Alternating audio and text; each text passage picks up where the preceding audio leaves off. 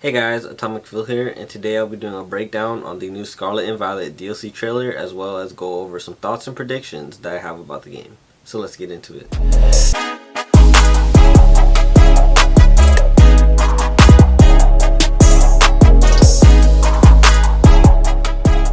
So to start off, the trailer was released several weeks ago, and we got a ton of new information as well as the reveals of the new legendary Pokemon, Ogerpon and Terapagos.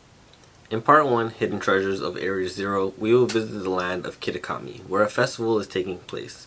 We are informed of 3 new hero Pokemon, Okidogi, Munkidori, and Pheasantipede, who protected the land in the past according to the local folktale.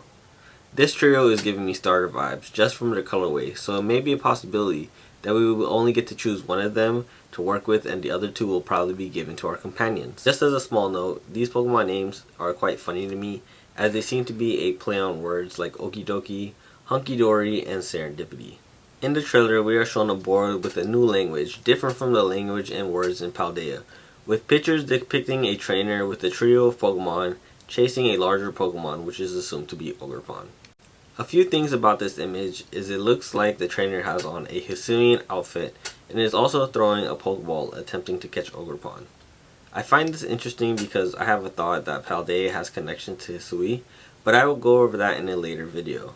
Ogerpon seems definitely to be a grass type Pokemon with a high possibility of being a grass and dark type similar to Zarude. Something else you may have noticed is Ogerpon in the image is significantly larger than the trio Pokemon and the trainer, as well as it is shown to have arms and legs, whereas the reveal at the end of the trailer, as well as on the Scarlet and Violet website, shows us 2 images of Ogerpon, and he looks short and does not have any arms. This makes me think that Ogerpon is going to be similar to Kubfu, and we will have a branch evolution or possibly a second form through an ability or an held item. There has been leaks going around stating that some Pokemon will have special Terraforms, and this could be the power related to Ogerpon.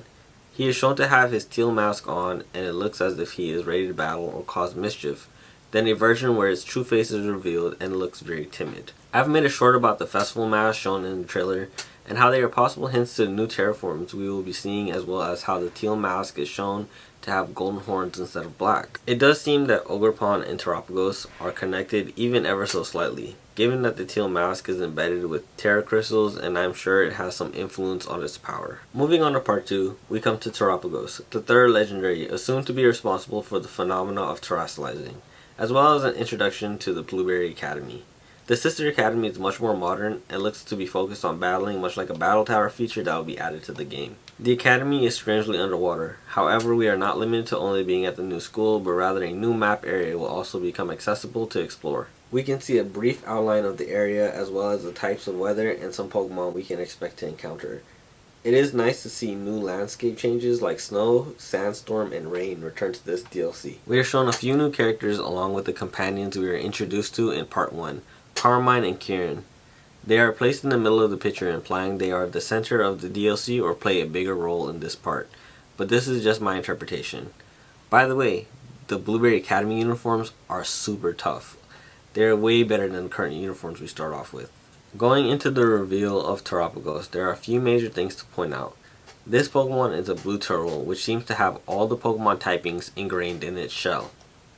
Each section in its shell is surprisingly a pentagon, or just comprised of 5 sides surrounding the only hexagon in the middle of the tear shape outlined on the top. This is interesting, as the books state that this Pokemon that was seen had overlapping hexagons on its shell. The picture shown is also slightly different, showing a large crown on the back of the shell. At first I believe this is possibly Terapagos when it's terastallized, and maybe it has a unique Terraform which changes its appearance as well as increases its size. But I have other theories that maybe Terapagos is not at full power, something like Zygarde where it has multiple stages of forms, and we would have to help it find specific crystals or maybe Herba Mystica to restore it to 100%. Or even that there are multiple variants of this Pokemon that gather and fuse to make the 3rd legendary complete. But this is all just wishful thinking. Terapagos, from the looks of it, will be a water type Pokemon, given that it is a blue turtle.